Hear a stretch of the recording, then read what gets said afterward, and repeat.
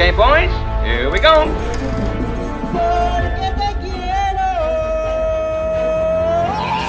Halo guys, balik lagi di Celengan Film. Semoga kalian dalam keadaan sehat dan bahagia selalu ya.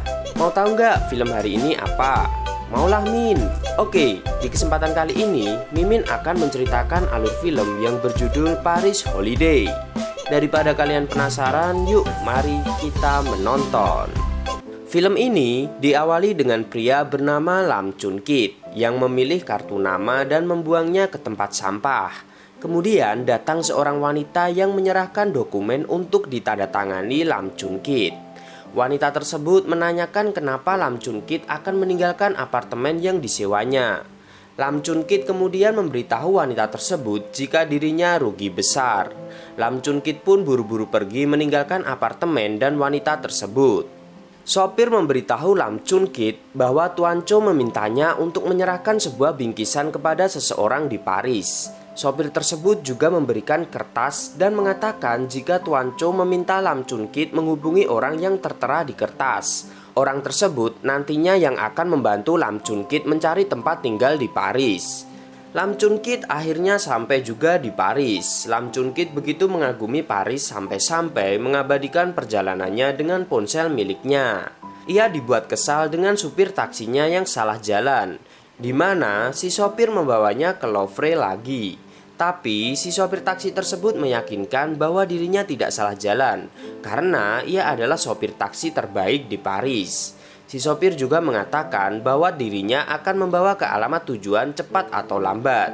Lam Chun Kit menunjukkan ekspresi seperti tidak percaya sambil menggerutu mendengar omongan si supir taksi tersebut. Ia akhirnya sampai di depan toko bunga dan si sopir taksi meminta bayaran 200 euro. 200. What? Yeah, 200. Ia pun kaget mendengarnya. Dengan sedikit tidak rela, Lam Chun Kit tetap membayar taksi yang mengantarnya. Seorang wanita di toko bunga menyapa Lam Chun Kit. Dia bertanya, apakah ada yang bisa dibantu dengan bahasa Prancis. Lam Chun Kit menunjukkan kertas tersebut kepada si wanita dan mengatakan mencari Mikael. Wanita tersebut pun paham dan mengatakan Lam Chun Kit mencari Acung. Kemudian wanita tersebut memperkenalkan dirinya. Ia bernama Ami. Tiba-tiba Mikael datang dengan mengendarai motor. Kemudian Mikael dan Lam Chun Kit saling berkenalan. Mikael lalu mengatakan dirinya juga sama-sama dari Hong Kong. Selanjutnya Mikael mengajak Lam Chun Kit untuk segera mengikutinya untuk melihat apartemen yang sudah disiapkan Mikael untuk Lam Chun Kit. Mikael meyakinkan Lam Chun Kit bahwa apartemen yang disiapkannya cocok untuk Lam Chun Kit karena letaknya tidak jauh dari tempat Lam Chun Kit bekerja. Saat tiba di apartemen, Lam Chun Kit heran dengan Mikael yang memilih membawa kopernya lewat tangga, padahal ada lift tersedia di sana. Mikael kemudian menjelaskan bahwa naik lift lebih berbahaya karena usia lift di Paris sudah tua dan tidak bisa diandalkan. Tiba-tiba lift berbunyi dan seorang wanita tua keluar dari lift. Mikael kemudian menyapa wanita tua tersebut dengan nama Melanie. Melanie menatap Lam Chun Kit dengan heran dan langsung pergi meninggalkan Lam Chun Kit dan Mikael saat Mikael menjelaskan kepada Lam Chun Kit bahwa dirinya akan tinggal tepat di seberang apartemennya. Melanie bekerja sebagai seorang pengepul sampah sehingga kamarnya bau tidak sedap. Lam Chun Kit kembali menekan tombol lift tapi tidak terbuka. Lam Chun Kit akhirnya terpaksa mengikuti Mikael menaiki anak tangga sambil membawa tasnya yang berat. Lam Chun Kit mengatakan apakah ada kejutan lagi di atas untuknya. Mikael menjelaskan bahwa di apartemen yang akan disewa Lam Chun Kit masih ada seorang wanita yang belum pindah. Tapi Mikael meyakinkan bahwa tempat tidur di sana cukup besar, jadi akan muat ditinggali Lam Chun Kit. Ya, 嚟到上去睇下先啦。你不如俾我睇間房間啦。嚟上嚟，頂多2層，到㗎啦嚇。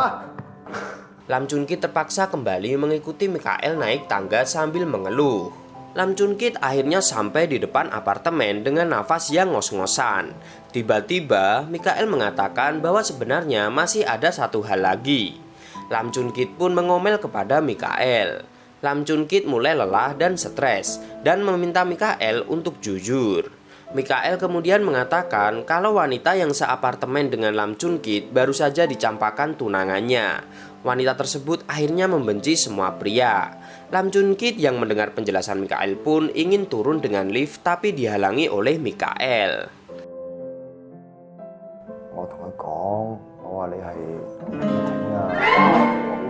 Lam Chun Kit masuk untuk melihat apartemennya. Setelah masuk, Lam Chun Kit melihat apartemennya bau dan jorok. Sampah berserakan di mana-mana. Barang tidak terpakai menumpuk di mana-mana. Lam Chun Kit mengeluh butuh waktu lama untuk membersihkan kamarnya. Mikael pun menyemangatinya. Tiba-tiba muncul wanita pendek, ia adalah Xiao Min. Ia dekil dan bau. Mikael menjelaskan bahwa Lam Chun Kit adalah penyewa yang baru. Lam Chun Kit tersenyum. Xiao Min mendekati Lam Chun Kit dan mencium bau parfumnya. Xiao Min kemudian mengatakan pada Lam Chun Kit untuk tidak membawa pria masuk ke apartemen. Kemudian Mikael pamit pulang. Tapi Lam Chun Kit masih berusaha menanyakan adakah apartemen lain dan dijawab Mikael ada, tapi sangat jauh dan meminta Lam Chun Kit tetap bertahan di situ.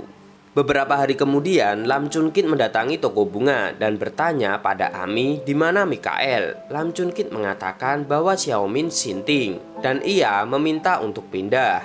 Ami meminta Lam Chun Kit untuk tenang dan menunggu Mikael. Lam Chun Kit menceritakan pengalamannya setelah beberapa hari tinggal di apartemen, mulai dari membersihkan barang-barang dan saat membersihkan dapur, Lam Chun Kit mencium bau tidak sedap. Ternyata ada Xiao Min di belakangnya.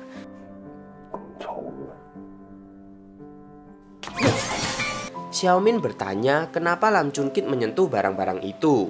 Lam Chun Kit pun bertanya kapan terakhir Xiao Min mandi. Keduanya pun berdebat. Xiao Min mengusir Lam Chun Kit, kemudian mengambil sebotol anggur dan pergi meninggalkan Lam Chun Kit yang masih kesal. Kemudian Lam Chun Kit melanjutkan bersih-bersih. Ketika sedang mengelap kaca, Xiao Min muncul dan mengagetkan Lam Chun Kit lagi dan membuat Lam Chun Kit mengomel. Xiao Min bertanya kenapa Lam Chun Kit tidak kunjung pergi. Lam Chun Kit kemudian menjawab karena dirinya sudah membayar sewa. Kemudian Xiao Min tiba-tiba merengek minta pinjaman uang karena sudah 2 hari tidak makan. Lam Chun Kit akhirnya memberinya uang. Malamnya, Lam Chun Kit yang baru saja mandi mencari Xiao Min. Ia melihat pintu dapur terbuka dan penasaran mencoba mengeceknya. Xiao Min yang sedang melukis akhirnya kesal dan merobek lukisannya. Lam Chun Kit terjebak di luar karena tidak punya kunci.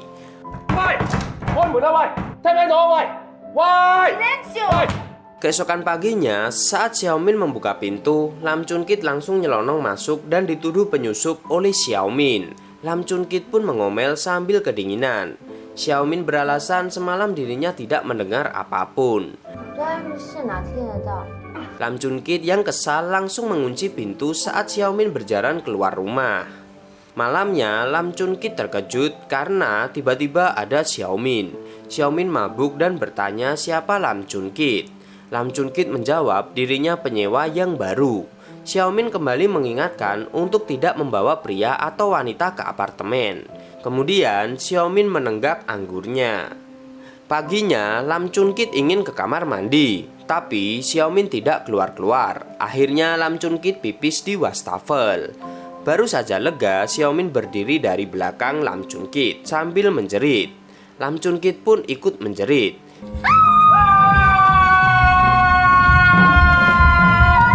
Xiao Min menganggap Lam Chun Kit sangat jorok. Xiao Min meminta Lam Chun Kit membersihkan wastafel.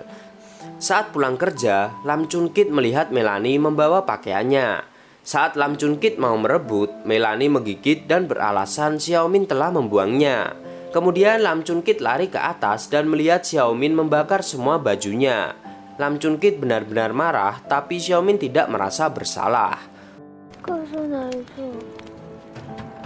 Malamnya, Lam Chun Kit memasang tali agar Xiao Min tidak seenaknya masuk ke kamarnya lagi. Saat lega akan tidur, tiba-tiba Xiao Min muncul dari kolong kasur. Lam Chun Kit mau kabur tapi ditarik oleh Xiao Min. Akhirnya Lam Chun Kit menenangkan Xiao Min. Ami yang sambil menyiram bunga mengatakan Xiao Min dulu wanita yang lembut dan pintar. Ami meminta Lam Chun Kit memaklumi Xiao Min. Tapi menurut Lam Chun Kit, Xiao Min keterlaluan. Lam Chun Kit mendesak untuk pindah apartemen. Tapi Mikael menegaskan itu tidak bisa karena uang sewa dan deposit akan hangus. Lam Chun Kit berencana akan tinggal di hotel, tapi Mikael malah mengejeknya. Lam Chun Kit benar-benar mengemasi barangnya. Sayangnya, saat akan pergi, ponselnya tertinggal di dalam beserta kuncinya. Lam Chun Kit kemudian naik ke atas dan panik melihat Xiaomin yang mau melompat dan segera mencegah Xiaomin. Xiaomin mengatakan dirinya mau mengambil lukisannya yang terbang. Lam Chun Kit meminta maaf dan membantu mengambilnya. Kemudian Xiaomin menceritakan tentang hubungannya dengan Ahui sampai malam.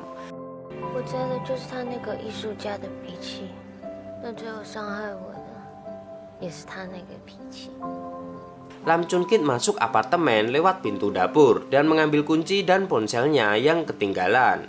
Saat mau keluar, Lam Chun Kit melihat Melanie mau membawa kopernya. Lam Chun Kit memutuskan untuk tetap tinggal dan melakukan perubahan. Lam Chun Kit memperbaiki bel, engsel lampu, dan membuat Xiaomin heran. Xiaomin merengek minta pinjaman uang lagi, tapi Lam Chun Kit menolaknya. Lam Chun Kit berjanji akan membelikan minuman dan membuatkan makanan sehat untuk Xiaomin. Xiaomin pun ngambek tidak mau makan. Lam Chun Kit membuat sarapan untuk mereka berdua. Xiaomin hanya mengintip karena mencium aroma lezat dan menunggu sampai Lam Chun Kit pergi. Xiaomin menuju meja dan menemukan kertas harga dan kata penyemangat dari Lam Chun Kit. Xiaomin tidak peduli dan makan dengan lahap. Tiba-tiba di kantor Lam Chun Kit mendapati Nicole. Nicole meminta Lam Chun Kit segera menandatangani dokumennya.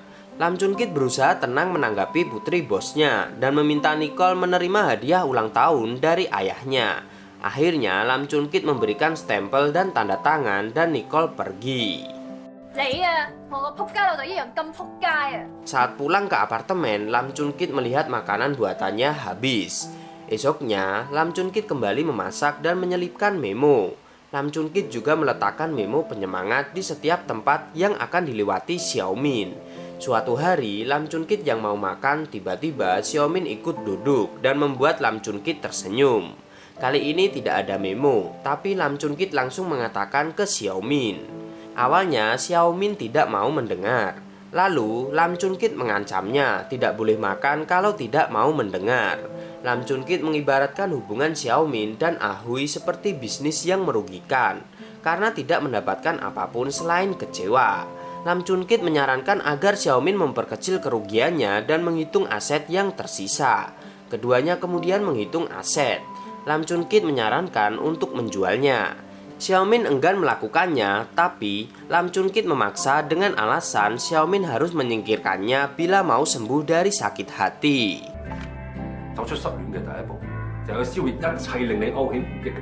Lam Chun Kit sengaja membangunkan Xiaomin untuk merenovasi apartemen milik mereka. Ia meminta Xiaomin membuang barang pemberian Ahui. Mereka bersulang karena membereskan apartemen seharian. Xiaomin penasaran dengan anggur yang tidak ada labelnya. Lam Chun Kit menjelaskan itu anggur perusahaannya. Xiaomin dan Lam Chun Kit ke restoran mengurus meja perjamuan yang terjual. Lam Chun Kit sempat kewalahan melayani tamu yang meminta popok bayi. Saat membeli popok, Lam Chun Kit melihat Mikael bersama wanita bule. Acara di restoran berjalan dengan lancar. Xiaomin kembali galau.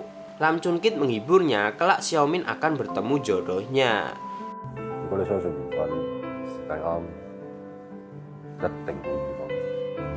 Xiaomin mencoba menggambar dan Lam Chun Kit merasa bagus dijadikan label produknya. Xiaomin meminta bayaran 50 euro. Lam Chun Kit tersenyum dan memiliki ide agar Xiaomin mendapatkan uang. Lam Chun Kit berusaha mencarikan pelanggan tapi Xiaomin mengeluh terus. Akhirnya Lam Chun Kit menemukan wanita cantik tapi langsung kabur saat Xiaomin meminta bayaran 100 euro. No. Lam Chun Kit mengomel dan mengancam jika tidak bisa menghasilkan uang tidak dapat jatah makan.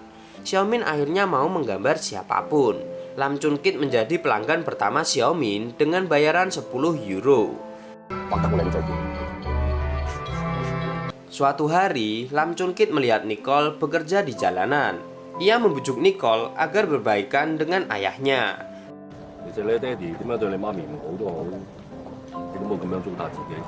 Lam Chun Kit dan Xiaomin ke pasar dan bertemu dengan Ami dan Mikael. Ami memuji Xiaomin yang kini terlihat berseri-seri. Ami mengajak Lam Chun Kit dan Xiaomin untuk ikut kelas dansa gratis. Xiaomin pun tertarik. 好，我们去，我就把那个武术的地址发给你，到时候我们周末在那见。好啊。 Kelas dansa dimulai. Ami dan Mikael tampak sudah menguasai. Berbeda dengan Xiaomin dan Lam Chun Kit. Xiaomin tersenyum melihat Lam Chun Kit yang ada di atas yang sedang berlatih dansa. Xiaomin tak mau kalah, ia belajar di dalam apartemen. Saat kelas dansa lagi, Ami mengatakan Xiaomin dan Lam Chun Kit adalah pasangan yang cocok. Lam Chun Kit kembali membantu Xiaomin untuk mengikuti prewedding karena deposit baju pengantin tidak bisa kembali. Fotografer meminta Lam Chun Kit mencium Xiaomin, tapi Lam Chun Kit awalnya enggan. Tapi akhirnya ia pun mau agar fotografer tidak marah. Lam Chun Kit tidak sengaja melihat Mikael selingkuh keluar dari apartemen seorang wanita. Nicole menghampiri Lam Chun Kit untuk meminjam uang. Lam Chun Kit menyarankan Nicole menerima uang dari ayahnya. Xiaomin yang baru saja selesai menggambar melihat Lam Chun Kit diantar seorang wanita. Tiba-tiba Nicole mencium pipi dan bibir Lam Chun Kit, tapi ia menolak. Lam Chun Kit pun segera pamit. Xiaomin langsung menginterogasi Lam Chun Kit. Xiaomin ngambek dan pergi ke kamarnya. Lam Chun Kit mengajak Xiaomin makan di luar, tapi Xiaomin pura-pura tidak tertarik. Kemudian Xiaomin mengejar dan mau. Mereka berdua naik kereta kuda sambil minum anggur. Mereka berkeliling sambil bersenang-senang, hingga Xiaomin mulai mabuk. Paginya, Xiaomin menyelipkan uang di dompet Lam Chun Kit dan melihat foto priwet mereka di dompet Lam Chun Kit. Lalu Lam Chun Kit bangun dan melihat makanan yang telah disiapkan oleh Xiaomin. Saat sedang menggambar di jalanan, Xiaomin tidak sengaja melihat Ahui dengan wanita bule. Kemudian mengikuti Ahui tanpa memperdulikan pelanggannya. Lam Chun Kit mencari Xiaomin dan menemukannya sedang melamun. Xiaomin mengetahui Ahui sudah menikah dan hanya minta maaf padanya. Lam Chun Kit pun menasihati dan menyemangati Xiaomin hingga Xiaomin bersandar di bahunya. Esoknya, Lam Chun Kit melihat Xiaomin menghancurkan patung pemberian Ahui. Lam Chun Kit tersenyum melihatnya. Ia berusaha menghibur Xiaomin dengan bersepeda bersama dan mengajak Xiaomin ke suatu tempat sebagai hadiah. Saat turun dari mobil, Xiaomin senang gambarnya ada di baliho. Kemudian mereka pergi ke kebun anggur. Xiaomin terkilir kakinya saat berjalan-jalan. Kemudian Lam Chun Kit mengomeli Xiaomin yang pakai sepatu hak tinggi. Xiaomin tersentuh oleh kebaikan Lam Chun Kit. Mereka belajar membuat anggur. Saat mendengar lagu, Xiaomin mengajak Lam Chun Kit berdansa. Xiaomin yang mabuk mengatakan dirinya bahagia. Chun Kit hanya bisa diam saat Xiaomin memeluknya. Tanpa ragu, Xiaomin mencium Chun Kit. Musik berhenti dan mereka menjadi canggung. Chun Kit akhirnya mengaku dia bukan homo dan meminta maaf pada Xiaomin. Kemudian Ami menelpon Chun Kit mengatakan ada seorang wanita mencarinya. Wanita itu bernama Sao. Chun Kit bergegas menuju toko bunga milik Ami. Chun Kit menemui wanita itu terkejut karena ternyata wanita itu adalah mantan pacarnya. Zhao memuji Chun Kit yang tampak lebih baik. Mereka kemudian mengobrol dan saling sindir. Chun Kit menyindir kalau Zhao tidak perlu jauh-jauh ke Paris karena bisa menelponnya. Dan Zhao menyindir Chun Kit yang tidak pernah mengangkat teleponnya. Xiaomin tidak sengaja melihat Chun Kit dengan wanita. Xiaomin mencari Ami dan Mikael. Xiaomin bertanya pada Ami siapa wanita itu. Mikael mengatakan kalau Chun Kit itu homo, jadi tidak mungkin itu pacarnya. Dan Xiaomin mengiyakannya. Akhirnya Mikael menceritakan kebenarannya. Xiaomin pun diam dan pergi sambil berlari. Mikael memberitahu Chun Kit rahasianya telah bocor. Chun Kit menemukan Xiaomin yang sedang ngambek dan meminta maaf. Xiaomin bertanya apakah wanita itu mantannya. Chun-kit akhirnya bercerita. Chun-kit menceritakan bertemu Shao di tempat kerja. Chun-kit sempat melamar Shao tapi ditolak secara halus. Lalu Chun-kit mulai menjauhinya karena merasa tidak sepadan dengan Shao. Chun-kit memutuskan berhenti bekerja dan galau patah hati. Saat sedang galau, Chun-kit bertemu Tuan Chou dan memberinya pekerjaan di Paris. Xiaomin menyindir Chun-kit yang masih menyimpan cincin dari masa lalu. Xiaomin pun mengusir Chun-kit dari apartemennya. Chun-kit melamun sambil melihat cincin di dompetnya. Mikael tiba-tiba muncul sambil membawa minum. Kemudian Mikael menghibur Chun-kit. Lalu Chun-kit mengatakan kalau dirinya sedang sial karena kemanapun pergi melihat Mikael yang selingkuh. Xiaomin membakar semua memo penyemangat dari Chun-kit.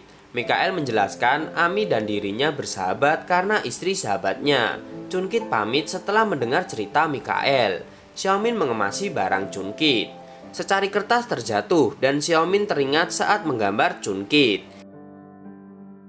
Xiaomin baru pulang belanja dan melihat pria tua mengomel di toko Ami. Ami menjelaskan pria itu marah karena bunga yang diantar untuk almarhum istrinya telat. Ami kemudian menceritakan semuanya yang sudah meninggal. Xiaomin terkejut karena mengira Ami dan Mikael ada hubungan. Shao mengajak Chun-kit menyusuri sungai dengan kapal. Shao mengingatkan tentang masa lalu mereka. Xiaomin putus asa dan mengatakan kalau semalam Chun-kit tidak pulang. Shao terkejut saat melihat foto pernikahan di dompet Chun-kit. Shao menunjukkan dirinya cemburu dengan foto pernikahan Chun-kit dan Xiaomin. Ia bertanya apakah Xiaomin alasan Chun-kit menetap di Paris. Keduanya pun berdebat. Chun-kit mengibaratkan hubungan mereka seperti jembatan yang memisahkan Sungai Sen. Tidak perlu memaksakan sesuatu yang tidak mungkin.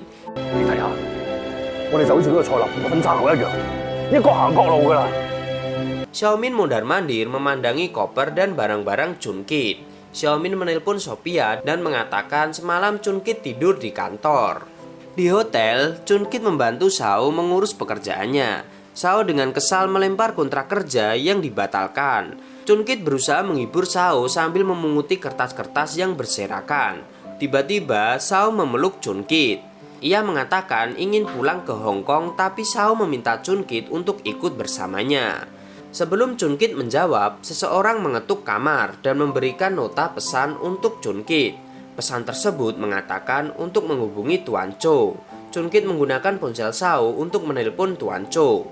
Tuan Chou memberitahu jika kebun anggurnya dibeli orang. Jadi tugas Chun-kit sudah selesai dan segera kembali ke Hong Kong. Chun-kit langsung terduduk lemas. Xiaomin berterima kasih pada Paul sambil menunjukkan foto priwetnya dengan Chun-kit. Xiaomin menelpon Sophia dan bertanya tentang Chun-kit. Sophia menjelaskan bahwa Chun-kit sudah mengemasi barangnya karena akan pulang ke Hong Kong. Xiaomin berlari dan tidak sengaja bertemu Mikael. Xiaomin langsung mengambil skuter Mikael.